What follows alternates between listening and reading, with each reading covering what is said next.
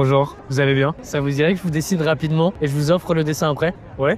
Ça vous dit? Allez, super. Comment tu t'appelles? Lola. Lola, enchanté. Et tu fais quoi dans la vie là? Je suis en master dans le monde de l'édition. Plutôt littérature, voire poésie. Tu fais de la poésie toi-même ou? C'est un élan très naturel que j'ai depuis que je suis toute petite. Et c'est quoi tes inspirations? Plutôt l'inspiration, c'est plutôt dans la vie en général, mais je pense que c'est à peu près pareil pour tous les artistes, quel que soit le type d'art. Même dans la souffrance, on en tire toujours une certaine beauté, une certaine poésie. Et tout peut être poétisable, comme tout peut être dessiné.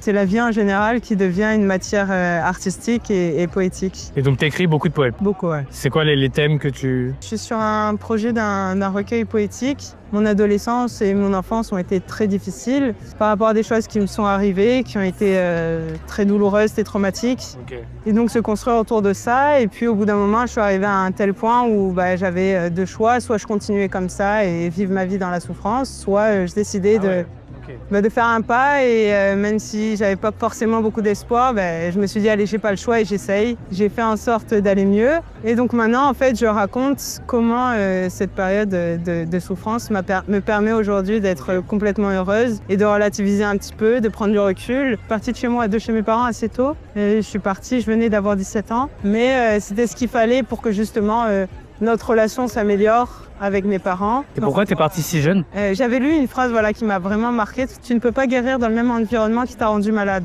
Et je me suis dit, bon, il faut que je parte. Je savais pas comment. Au début, je me suis dit rien que le fait de partir, ça va m'aider.